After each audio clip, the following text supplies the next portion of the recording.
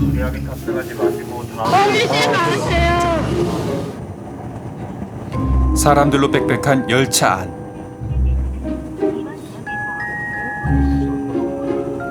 30대 직장인 이희성 씨가 매일 출근길에 겪는 일상입니다.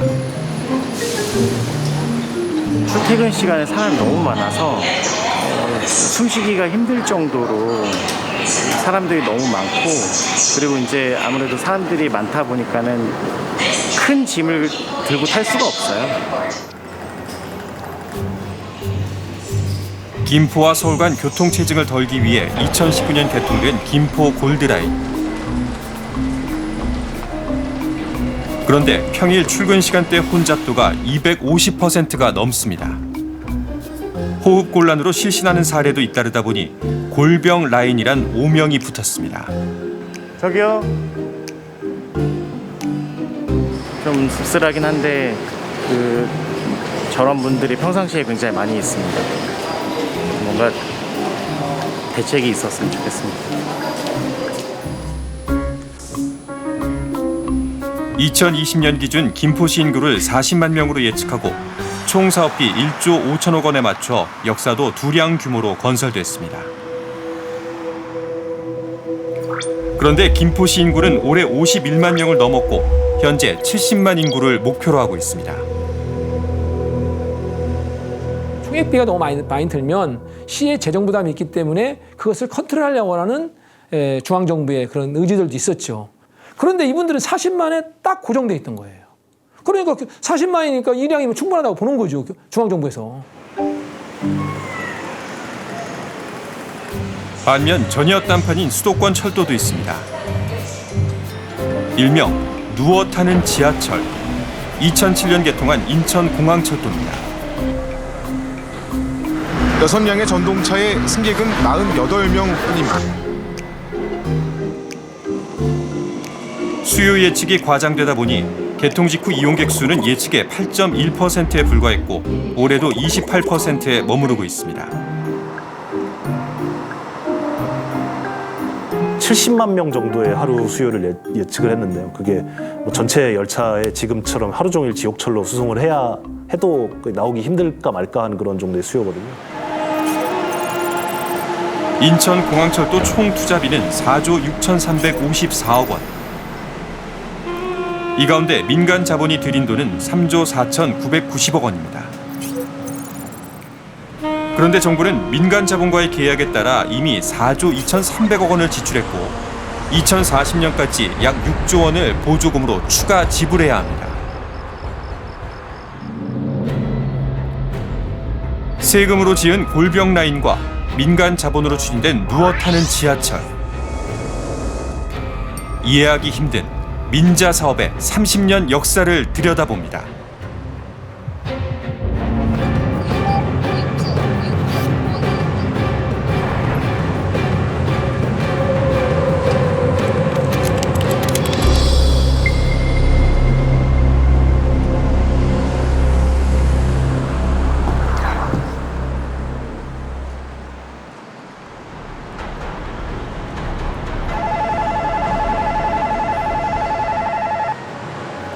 퇴근 시간, 용인 시민들이 경전철에 올라탑니다. 시청에서 시내 방향인데도 혼잡하지 않습니다. 용인 경전철의 하루 예상 이용객 수는 올해 기준으로 18만 9천 명, 실제 이용자는 16%에 불과합니다. 2013년 개통 당시엔 5% 수준이었습니다. 그러면 16만 명을 타면 이 함량에 한 번에 몇 명이 이게 몇 번 운행하면 이 한 칸에 몇 명이 타야 되는 거 가지고도 막 논쟁이 벌어져서 시의회에서 질문하고. 용인시는 실제 운영 수입이 예상치의 90%가 안 되면 손실을 부담하도록 민간 사업자와 계약했습니다. 뒤늦게 막대한 손실을 우려해 계약 변경을 요구했지만 민간 사업자는 이를 거부하고 국제중재법원에 중재 신청을 냈습니다. 결과는 용인시의 패소. 용인시가 8,500억 원을 고스란히 물어줬습니다. 용인 같은 경우가 가장적으로 실패한 케이스죠. 사업자는 하나도 손해를 안 보고 모든 손해는 다 용인이 부담하는 경우인데 제일 안 좋은 모습이죠. 제가 봤을 때는. 어떻게 이런 일이 가능했을까요? 정부가 민간 자본을 유치할 때 민간 사업자의 수익을 보장하기 위해 체결했던 MRG, 즉 최소 운영 수입 보장 제도 때문입니다. 민자 사업으로 교통시설을 지을 때 사전에 통행량을 예측합니다. 그런데 실제 통행 수입이 예측에 턱없이 못 미치는 경우가 생깁니다. 그러면 정부가 80에서 90%까지는 되도록 대신 채워줍니다. 세금으로 말이죠. 만약 예측치를 높인다면 어떻게 될까요? 실제 통행량은 같지만 정부가 세금으로 채워줘야 하는 금액은 증가합니다. 민간 사업자의 이득도 그만큼 늘어납니다. 그 사업자 입장에서는 이 수요 예측이 많을수록 이익이지 않습니까? 90% 보장이 커지는 거고 그다음에 몇 명 타는 아무 상관없는 거예요. 수요 예측을 과다하게 할수록 민간 사업자의 이익이 증가하는 구조. 앞에서 본 인천공항철도는 물론 거가대로, 부산 김해경전철 등 대부분의 민자 사업에서 볼 수 있는 현상입니다.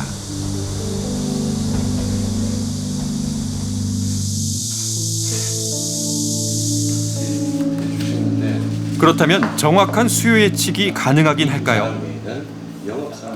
취재진은 2020년 기준 실제 인구와 그 이전에 각 지방자치단체가 계획했던 인구를 비교해봤습니다. 이용자 수를 예측할 때 가장 기본이 되는 자료가 인구이기 때문입니다. 놀랍게도 인구가 901만 명이나 과다 예측돼 있었습니다. 대한민국의 서울시에 버금가는 도시가 하나 더 있는 수준입니다. 가령 A지역의 특정한 사업으로 인구가 늘어난다면 그건 인근 지역에서 이주를 한 겁니다. 갑자기 출산율이 급증한 것은 아니니까요.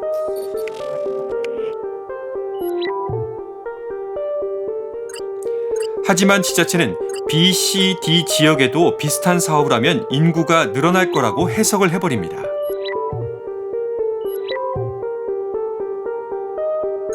그 결과 장래 인구는 뻥튀기 되는 겁니다.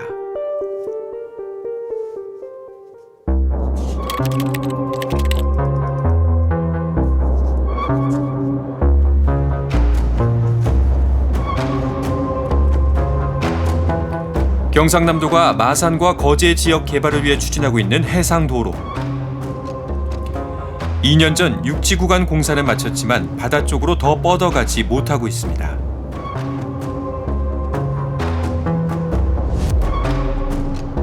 이미 2010년부터 부산과 거제 사이에 운영되고 있는 거가대로 때문입니다. 거가대로 건설 당시 인근에 새로운 도로를 만들어 거가대로의 수입이 줄어들면 이를 보상하기로 민간 사업자와 계약을 맺었습니다. 이른바 경쟁시설 방지 조항. 부산시와 경상남도가 함께 보상해야 할 금액이 최다 7,200억 원으로 예상됩니다. 시 재정적인 부담이 너무 크기 때문에 그 부분은 선결이 되어야 된다고 생각합니다. 시에서 부담해야 될 것을 도에서 이제 부담하는 것을 의미한다고 보시면 되겠습니다. 차별한 계정은 막대한 예산이 들어가기 때문에 10년이 걸리지 15년이 또 걸리지. 그거는 또 그때 돼봐야 알지 않습니까?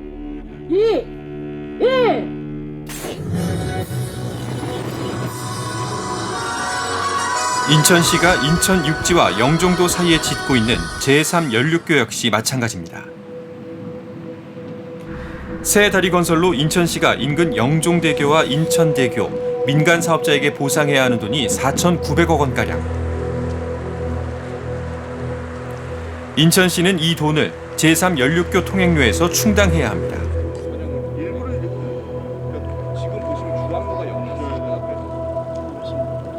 통행료 인상 요인이 됩니다. 사실 민간 투자 사업이라고 하는 것을 선착순 게임으로 만들어 놓는 거죠. 이를테면 미리 선점한 자가 독점한다라고 하는 오히려 민간 경제 구조에서는 더 악인 독점 구조를 만들어내는 겁니다. 취재진이 확인한 현재 운용 중인 411개의 민자 사업 가운데 경쟁시설 방지 조항이 포함된 사업은 409건에 이릅니다.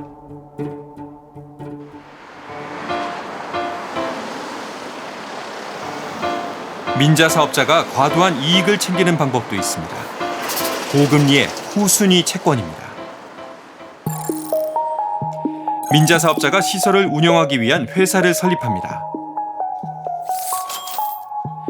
운영사는 필요한 자금 중 일부를 사업자로부터 빌리는데 금리가 20%에서 무려 65%까지 이릅니다.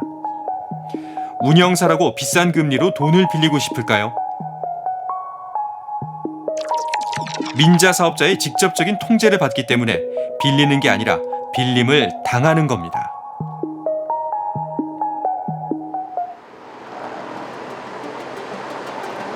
고금리의 이자 수익은 이용자의 요금과 정부 보조금으로 채워집니다. 무료화를 두고 극심한 갈등을 빚는 일산대교도 이 같은 후순위 채권이 적자의 원인으로 지목받았습니다. 일산대교 대주주인 국민연금공단이 운영사에게 380억 원을 빌려주고 20%의 금리로 이자를 받고 있기 때문입니다.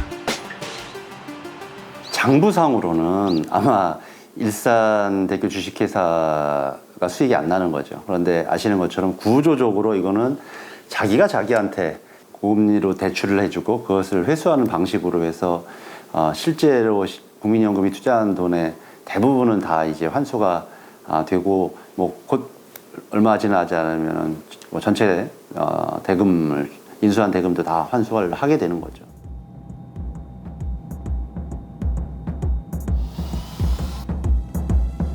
미시령 터널은 더욱 심각합니다. 여기 주인도 국민연금공단. 터널 운영사에 291억 원을 빌려주고 현재 7에서 40% 이자를 받는데 2027년이 되면 최고 65%까지 올라갑니다. 대법법상 최고 이자보다 3배 이상 비쌉니다. 전국 14개 민자 고속도로 사업자가 높은 이자율로 얻는 수익은 2016년 기준으로도 4조 3천억 원에 이릅니다.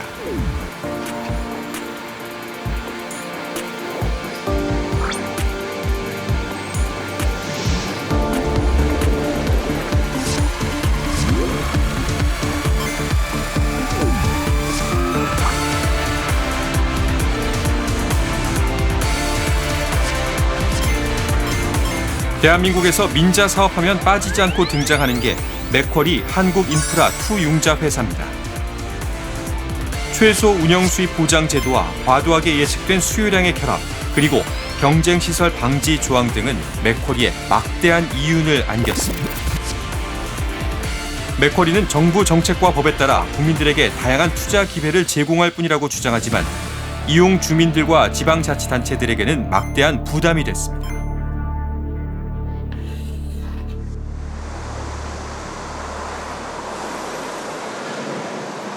맥쿼리가 우리나라 진출 초기인 1990년대 후반부터 짓기 시작한 광주 제2순환도로 1구간. 광주시가 이 도로 건설로 맥쿼리에게 지급한 보조금 총액이 지난해까지 4,675억 원에 이릅니다.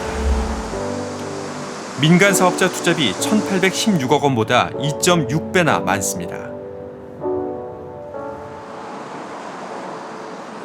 예상 통행량에 대해서 기준을 잡고 그 예상 통행량이 미달하면 이제 시비로 보전해주는 방법의 사업인 건데 그 예상 통행량을 그 용역을 발주해서 한 결과를 보니 당연히 이제 몇 년이 흐르고 난 다음에 보니까 용역을 통한 결과보다 예상 통행량이 너무 안 나오는 거예요. 그러니까 오차 범위가 너무 큰 거죠.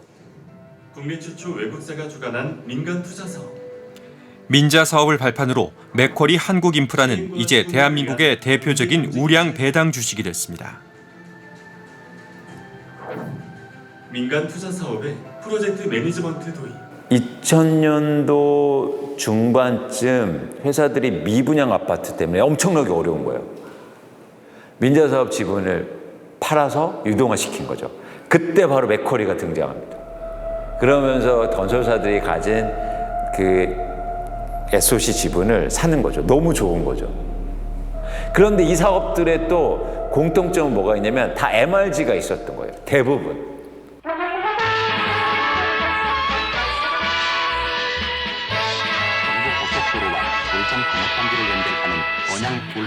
우리나라 최초의 민자 사업은 1969년 개통한 언양 울산 고속도로입니다.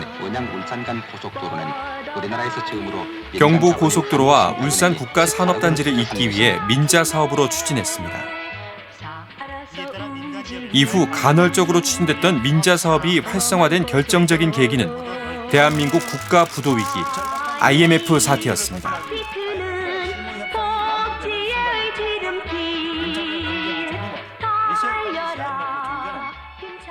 하나, 둘.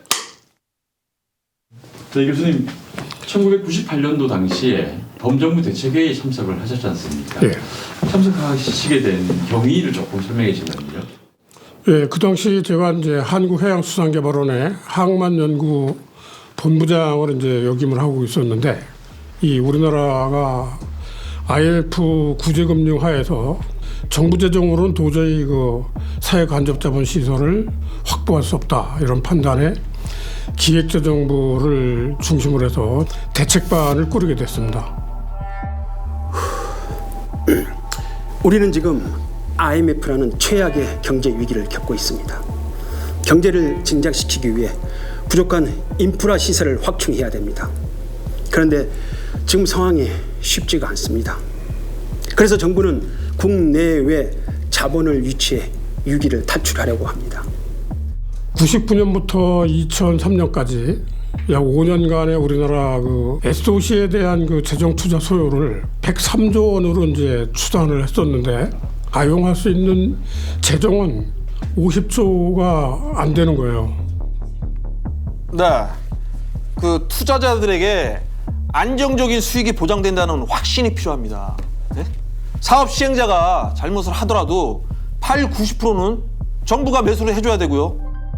외국인들이 보기에는 한국의 그 국가적인 신뢰도가 아주 낮았기 때문에 민자 유치를 한국이 한다, 이거에 대해서 상당한 그 의구심 내지는 뭐 못 믿는 그런 그 분위기였습니다. 그래서 이 사업을 국가가 보증할 수 있는 보증 방법이 반드시 선행돼야 된다. 정부가 잘못했으면 100% 매수를 해줘야 됩니다. 아니, 도로를 지었다고 해서 10년 뒤에, 20년 뒤에 얼마가 이용을 할지, 수입이 얼마가 될지를 누가 알 수 있습니까? 수입을 정부가 보장한다는 것은 현명하지 못한 처사예요. 도로공사 지분 출자도 그렇고 신공항 고속도로 사업도 그렇고 지금 투자자 찾기가 굉장히 어려워요. 민자 유치가 잘 되려면 무엇보다도 공공의 지지를 받아야 합니다. 기업도 위험을 부담하는 게 맞지 않겠습니까? 네, 민간 투자자에게 수익을 보장하되 폭리를 주려는 게 아닙니다. 국민들이 오해할 수 있으니까 논리를 잘 만들어서 오해를 불식시켜야 되겠습니다. 민자 유치 시대에 이제 황금기가 초래가 되는데, 최소 수입 보장이라는 그 제도가 외국인들한테 굉장히 이제 그 호감을 줬던 것 같습니다. 아주 많은 그 부분에 인센티브들이 이제 주어졌기 때문에 민자 유치 제도가 2008년까지는 뭐 아주 황금기를 맞이했다, 이렇게 생각합니다. 지난 30년간 우리나라에서 진행된 민간 투자 사업은 모두 818건, 금액은 137조 원에 이릅니다.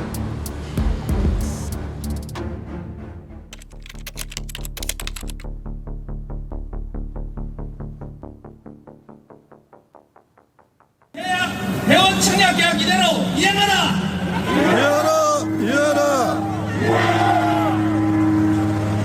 밀양 관광단지 조성 사업단은 누굴 위한 것입니까? 경남 밀양시청 앞, 주민 100여 명이 구호를 외칩니다. 밀양시가 민간 사업자와 함께 추진한 골프장 회원권을 분양받은 사람들입니다. 부킹 자체가 안 돼요. 부킹 자체가 안 된다니까. 저는 시범 라운딩하고 한두 번 쳤어요. 한두 번 정도? 예. 그런데 지금 한 번도 못 간 사람도 많아요. 그리고 SK 물어보니까 빠져나간 이유가 자리를 갖고 이 골프장은 민간 사업자가 지분의 80%, 밀양시가 지분 20%를 갖고 추진한 밀양 농어촌 관광 휴양단지, 즉 민자 사업의 일부였습니다. 밀양시가 그 자금을 관리를 한다 하더라고요. 그래서 이거 너무 괜찮다, 안전하겠구나 그런 생각에 이제 시작을 했죠. 전체 면적의 58%가 개인 소유인 땅. 이 땅을 수용하기 위해 공익성을 인정해준 과정 자체가 의문입니다. 국토교통부 중앙토지수용위원회는 민간 사업자가 골프장과 리조트, 등산 아카데미를 운영해 발생하는 수익 중 절반가량인 438억 원을 기부하겠다는 조건으로 공익성을 인정했습니다. 하지만 등산 아카데미는 비싼 땅값을 이유로 시작도 하지 않은 채 무산됐습니다. 150에서 180원 지원 잡고 가겠는데 그렇게 불렀어요. 그렇게 부르니까 저희들 계획은 40만 원대 초반 정도 계산해가지고 만평을 하도 한 40억, 50억 됐는데 이게 한 200억, 300억까지 되는 거예요. 땅값만. 또 민간 사업자는 수억 원씩 하는 회원권을 분양해놓고는 개별 소비세가 부과되는 회원제 골프장이 아닌 대중제 골프장으로 등록했습니다. 개별 소비세의 20%를 기부하겠다는 사업자의 약속도 사라졌습니다. 밀양시 사업 시행자 쪽에서 마련한 그 공익성 근거를 그대로 요약했다는 느낌을 지울 수가 없습니다. 내용으로 들어가면 더더욱 그런 것이 누가 봐도 아마 이런 게 가능할까 이행의 불확실성이 느껴집니다. 근데 그거에 대해서 한번 물어본다든지 혹시 이런 것에 대해서 서로 선의의 마음에서 안전장치를 마련하자 이런 식의 건의가 서류상으로서는 전혀 없었습니다. 농어촌 휴양 관광단지 조성에 1,100억 원을 들인 밀양시. 민간 사업자가 약속한 기부금을 언제 얼마나 받을 수 있을지 불확실한 가운데 내년부터 매년 8억 원으로 추정되는 적자를 떠안아야 하는 처지입니다. 골프장은 계속 이득이 날 건데 48년까지 아무런 수익이 안 들어오고 공공 부분에 대해서는 밀양시에 재정이 계속 투입돼야 되는 상황이라는 거죠. 그럼 이게 너무 모순적이잖아요.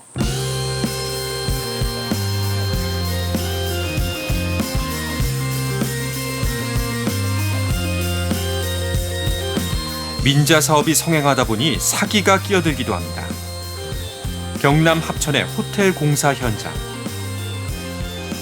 기초도 마무리 못한 채 공사가 중단됐습니다. 민간 사업자가 사업비 263억 원을 횡령해 잠적했습니다. 합천군이 보증하고 어떤 기관에서 시행하는 사업인데 이게 중간에 사업 시행자가 도망갈 거라고는 상상조차도 하지 못한 거예요. 사업자 김 씨는 2020년 코로나 예방 마스크 등을 기부하며 군청에 환심을 샀습니다. 그리고 합천군에 550억 원을 들여 4성급 호텔을 짓겠다며 협약을 체결했습니다. 합천군은 군 소유의 땅을 제공하고 김 씨는 사업비를 조달한다는 내용. 합천군이 지급 보증을 서 사업자의 위험을 떠안았습니다.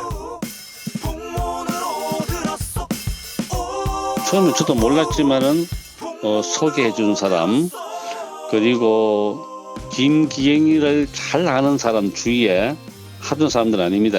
이런 사람들 보니까 세월이 갈수록 믿음이 갔지요. 김 씨는 이후 경남 양산시에도 접근했습니다. 양산시의 고급 식당과 카페를 차리고는 예술에 관심 있는 자선 사업가를 자처했습니다. 하는 말이 너 너무 내 출신 냄새지 마라. 라이딩도 사람도 마찬가지고 이렇게 보여주기 위한 영상시 공무원들과 해가지고 이 얘기 있고 성공도 찍어 뿌리고 뭐 그랬으니까.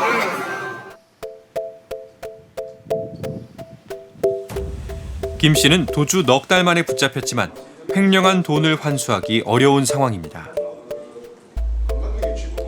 결국 합천군은 호텔은커녕 263억 원만 날렸습니다. 무분별한 민자 사업 탓에 지자체들의 숨겨진 부채는 취재진이 확인한 것만 무려 3조 5천억 원에 이릅니다.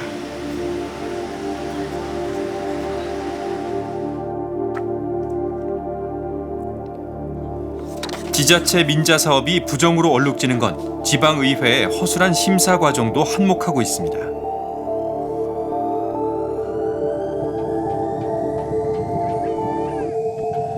부산항을 만들면서 나온 준설토로 쌓은 인공섬.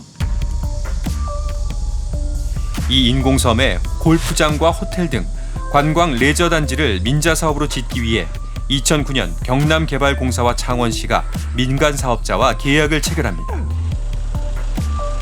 그러나 14년이 지난 지금까지 만들어진 건 민간 사업자에게 돈이 되는 골프장뿐입니다.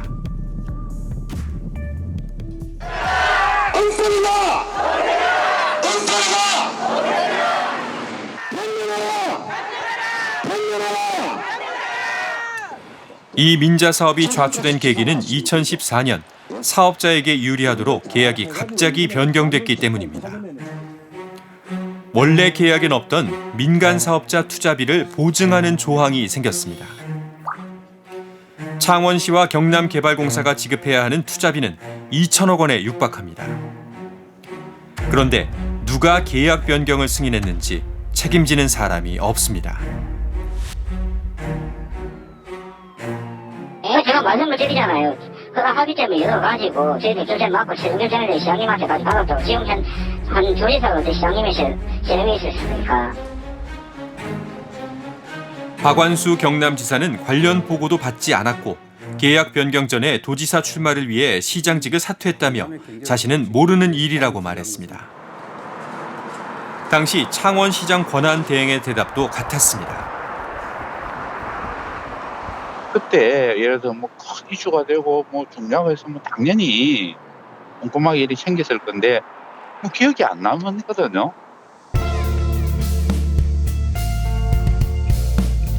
계약의 중요 내용을 변경하면서도 지방의회 승인도 받지 않았습니다. 지방자치법 위반입니다. 효력이 없었던 계약 변경은 6년 뒤인 2020년에서야 창원시의회가 소급해 승인했습니다. 약 2천억 원의 빚이 이때 확정됐습니다. 만약에 지금 다시 그 판단을 하신다면? 결사 반대해야죠. 그때 당시에 그냥 맺고 끊음 디폴트를 해야.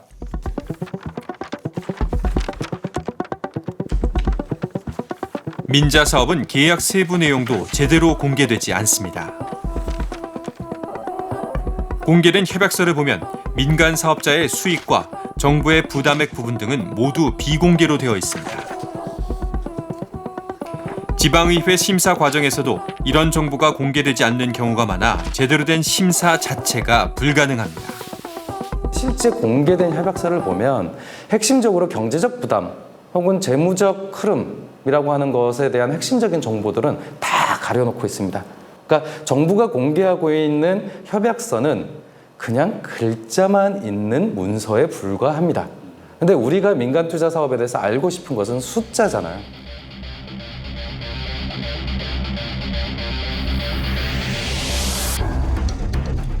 정치인들도 민자 사업이 필요합니다. 유권자들에게 보일 성과를 만들기 쉽기 때문입니다. 취재진은 지난해 지방선거에서 당선된 자치단체장들의 공약을 조사했습니다. 모든 단체장이 지역 개발 사업을 제시했습니다. 하지만 필요한 재원을 어떻게 마련할지는 대부분 밝히지 않았습니다. 자치단체장의 입장에서는 사업을 할 때 비용은 남한테 미룰 수 있고 혜택은 곧바로 자기가 볼 수, 그 혜택이 좀 지나친 경우가 이제 우리가 보도나 이런 데서 많이 볼 수 있는 비리로까지 가는 그런 것이겠죠.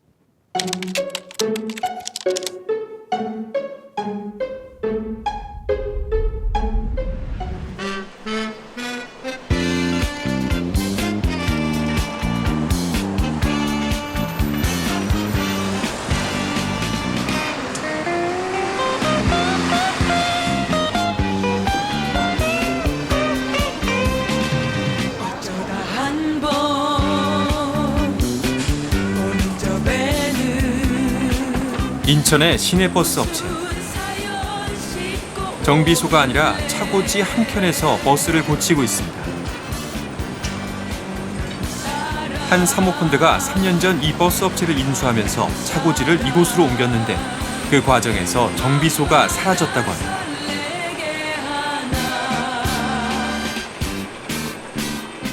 그 한 달가 정비 불량으로 해서 한 달에 20번씩 들어와요. 많이 정비 불량으로 해서. 그래서 이제 그런 상황에서 우리 시민들의 불편대로 따르고 정비 또 기사분들은 거기에 대해서 이제 되게 이제 애로사항도 있고. 맥쿼리 출신이 설립한 사모펀드는 인천 외에도 대전 등 준공영제 시행 지역의 시내버스 회사 인수를 확대하고 있습니다. 표준 운송원가 제도에 의해서 운송 적자가 나더라도 적자를 다 보전을 해주기 때문에 그러니까 손실 볼 염려가 전혀 없는 거죠. 그러니까 리스크는 제로예요. 거기다가 또 보니까 유유자산들이 좀 있는 거죠. 이제 차고지 같은. 그것도 대부분 옛날에는 차고지들이 시외곽 쪽에 많이 있었지 않습니까? 그런 것들이 지가가 상승하면서 또 주변이 개발이 되면서 신도시 개발이다 뭐다 하면서 부동산 가치가 상승한 가운데 이걸 갖다가 개발을 하게 되면 또 막대한 이익을 얻게 된다는 이게 또 착안을 한 거죠. 사모펀드가 인수한 이후 버스 회사로 재투자되는 돈 대신 배당금이 크게 늘었습니다. 적자를 보는 버스 회사도 예외는 없었습니다. 소수의 사모펀드 투자자들에게만 이익이 돌아가는 구조입니다. 배당금이 그전에 보다 2배 이상 이렇게 증가를 했습니다. 예전에는 순이 이익이 나면 이익금의 30%에서 최대 70% 정도 이렇게 배당을 가져갔는데 버스 회사들 인수하고 나서는 평균 한 110% 이상 그 배당을 가져간 걸로 나타납니다. 그럼 이 배당을 가져간 돈은 어디서 나왔느냐? 그동안에 이제 누적된 이익잉여금이라고 이야기를 합니다. 노후버스 교체나 정비시설 개선 등 버스 회사의 안정적인 운영을 위한 비용이 배당금으로 소진되고 있다는 말입니다. 버스 회사 직원들은 사모펀드가 충분한 이익을 얻은 뒤 회사를 다시 팔지 않을까 우려합니다. 현재 지금 버스 노동자들이 사모펀드의 엑싯이 발생했을 때 자신들도 해고가 되지 않을까, 자신들이 길거리로 또 나앉지 않을까, 좀 이런 부분들을 많이 염려하고 계십니다. 이에 대해 사모펀드 측은 전문적인 회사 운영을 통해 수익성을 개선하고 있고 법적으로 허용하는 범위 안에서 배당을 실시하고 있다고 밝혔습니다. 또 재투자에 필요한 자금을 충분히 유보하고 있어 배당과 서비스 질은 상관없다고 설명했습니다.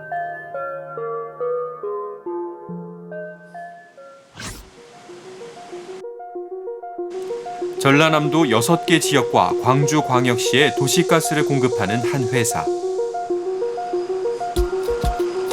2020년부터 이 도시가스 업체의 주인은 맥쿼리입니다. 맥쿼리는 도로나 터널 등 건설 사업 신규 투자를 중단하고 이제 에너지 사업에 진출했습니다. 도시가스 사업은 지역 독점입니다. 맥쿼리가 지금 주된 수입으로 하고 있는 기반 시설은 이제 2030년 정도 되면은 다 끝나요. 예. 그러면 새로운 먹거리로 이제 넘어가는 단계에서 우리나라의 새로운 먹거리를 찾을 거라 이거죠. 그러면 똑같은 방법이에요. 시장 환경이 가장 안정적인데 마이너스가 안 나는 거를 먼저 타겟으로 한다고요. 막강한 자본력을 앞세운 사업자를 상대로 지자체가 적정 수준으로 요금을 통제할 수 있을까? 시민들의 의문입니다.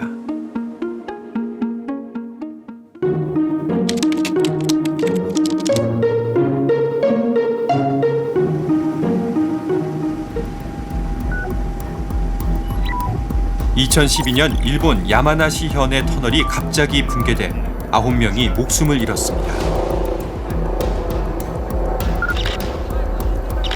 천장의 철제 구조물이 떨어진 겁니다.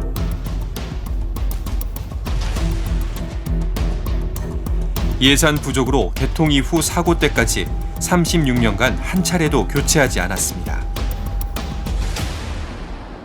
2005년 민간의 관리를 위탁했지만 마찬가지였습니다. 笹子トンネルの事故は、笹子トンネルの天井板があるんですけれども、それを吊っている吊り材の根元のアンカーが劣化して、スポッと抜けたというのが原因です。で、一つの場所が、抜けて天井板が1枚落ちたんですけれども、その隣にある天井板も、その重さを支えきれなくて次々に天井板が落ちていくと。 일본 중앙정부가 관리하는 사회 기반 시설의 30%, 지방 정부가 관리하는 사회 기반 시설의 70%가 예산 부족으로 제때 보수를 하지 못하고 있습니다.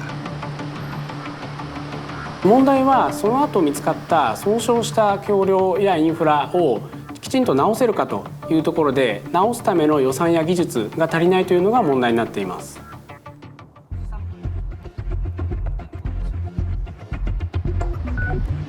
일본 도쿄에서 350km 떨어진 도야마시.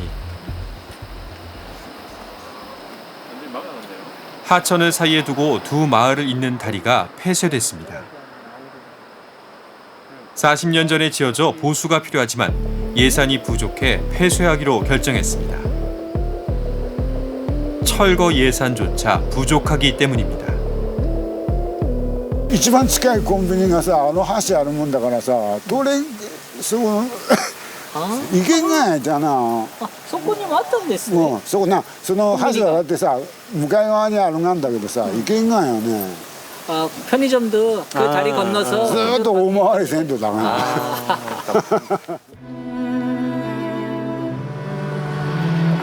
사회 기반 시설 관리 예산 부족에 도야마시가 내린 결정은 통폐합. 2,300여 개의 교량을 대상으로 안전도와 이용 빈도를 조사해 교량 10%를 점차 폐쇄하기로 했습니다. できるだけ残せるものは残していく。もう古くなってもう危険な状態にあるという橋は撤去ないし更新をしていく。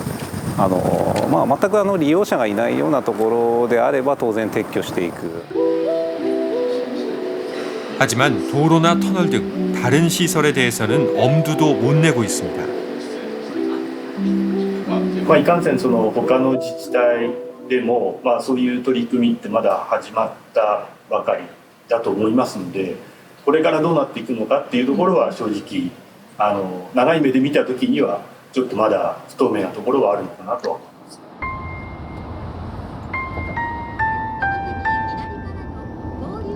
민간이 관리하는 일본의 고속도로 요금은 세계적으로 비싸기로 유명합니다. 아리타 동남 한 80km 되거든요. 80km를 가는데 왕복하는데 들어가는 돈이 한 6,000엔 정도 됩니다. 통행료. 보편적일 때는 비싸다는 걸 못 느끼는데 한국 갔다 오면 비싸다는 걸 느끼고 또 일본 사람들 주변 사람들도 고속도로 타려면은 굉장히 비싸다는 게 있어서 신중하게 계획을 세워갖고 여행을 다니는 것 같더라고요. 2005년 고이즈미 총리는 고속도로 부채를 갚기 위해 일본 도로공사를 4개 권역으로 나눠 민영화했습니다. 민영화 성과로 2052년 이후 고속도로를 무료화한다는 계획도 밝혔습니다. 하지만 기시다 내각은 올해 초 고속도로 무료화는 2115년 뒤에나 가능하다고 번복했습니다.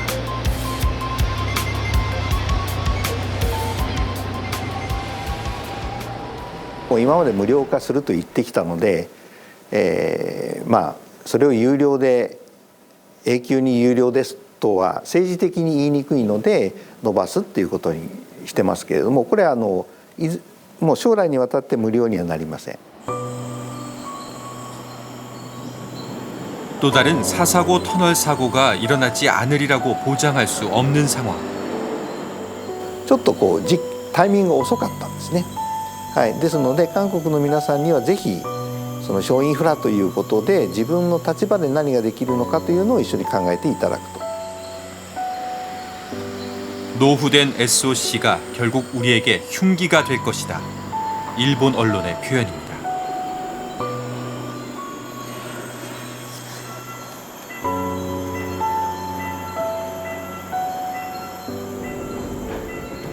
한국에도 일본과 유사한 어려움이 다가오고 있습니다. 우리나라 도로나 교량 등 사회 기반 시설을 관리하는 데 드는 비용은 2021년부터 30년 동안 1,014조 원이 필요합니다. 매년 평균 34조 원입니다.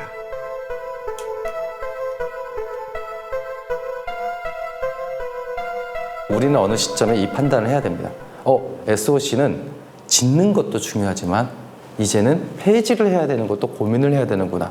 그러니까 유지하는 것이 더 무의미한 SOC 같은 경우는 그것을 없애는 방식의 의사결정을 해야 되는데, 이를테면 만들 때의 의사결정도 민주적이지 않은데 그럼 없을 때는 민주적이겠습니까?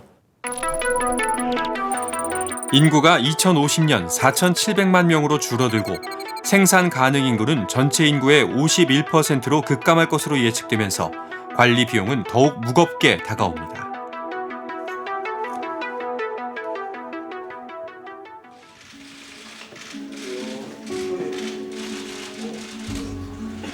정부는 침체된 경기를 진작시키기 위해 사회 기반 시설 관리에도 민간 투자를 확대한다는 방침입니다. 관리 비용이 고스란히 이용자인 국민에게 떠넘겨지는 게 아닌지 우려가 나옵니다. 민자사업 만능주의에 빠진 거 아닌가라는 생각이 드는 거예요. 그러니까 민자가 시장이 아니라는 거죠. 시장은 서로 동등한 주체들이 만나서 가격을 결정하는 게 시장이죠. 근데 기업은 시장이 아닙니다. 기업은요, 돈을 버는 게 목적이에요. 시장을 원치 않아요. 기업이 그래서 가장 원하는 건 독점이고 과점입니다. 근데 우리 사회는요, 기업과 시장을 동일시해요. 그래서 기업한테 맡겨놓으면 시장에 맡겨놓는 것처럼 오해하고 곡해하고 과대 포장한다는 거죠. 절대 그렇지 않습니다.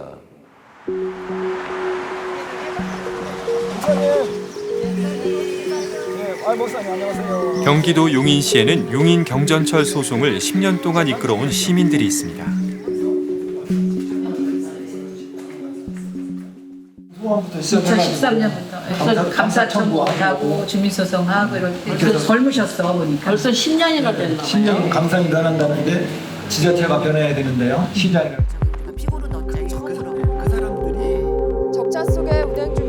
잘못된 수요 예측으로 엄청난 재정 손실을 초래한 전직 용인시장들과 전현직 공무원, 한국교통연구원을 상대로 손실 1조 원의 일정 부분을 부담할 것을 법에 호소하고 있습니다.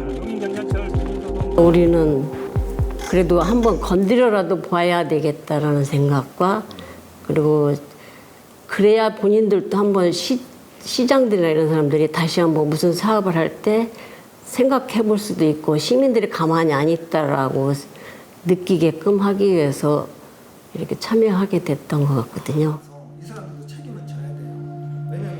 1심 패소, 2심 패소, 대법원 일부 승소라는 지난한 과정을 거쳐 파기환송심 선고를 앞두고 있습니다. 저희가 아마 주민소송 역사상 처음으로 당시에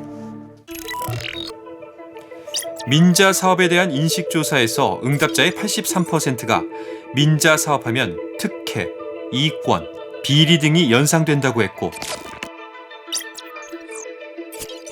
82%는 민자 사업 추진 과정이 투명하지 않다고 답했습니다.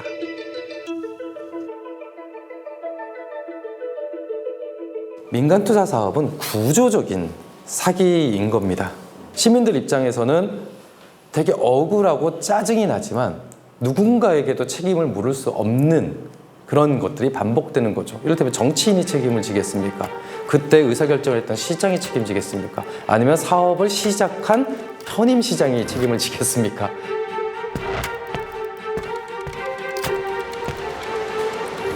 공짜 점심은 없다는 말처럼 당장 추진이 쉬운 민자 사업은 미래 세대의 빚으로 다가올 수 있습니다. 작은 정부를 지향한다고 이야기를 하지만 결과적으로 그 작은 정부로 인해서 이런 민간 투자, 정부 재정으로 해야 될 것을 민간 재정으로 하게 되면 결국은 그 고통을 국민들이 부담해야 된다. 특히 미래 세대들이 부담을 해야 된다는 게 이 민간 투자 사업의 좀 문제라는 걸 국민들이 좀 알아줬으면 좋겠습니다. 투명한 사업 추진과 사후 검증 제도의 필요성. 과거 민자 사업에서 교훈을 얻습니다.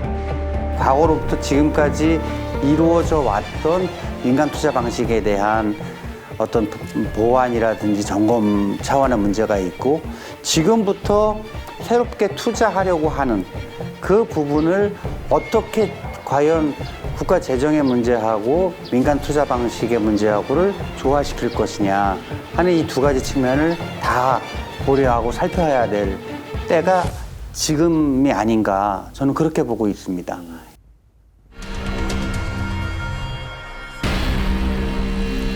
경기 활성화를 이유로, 정치인의 득표에 도움이 된다는 이유로, 정부 재정이 건전하게 보일 수 있다는 이유로 민자 사업은 전국 곳곳에서 추진되고 있습니다. 민자 사업을 떠받칠 재원을 부담해야 할 인구는 급격하게 줄어들고 있습니다. 지금 제도를 손보지 않으면 사회 기반 시설이 우리를 위협하는 무기로 돌아올 수 있습니다.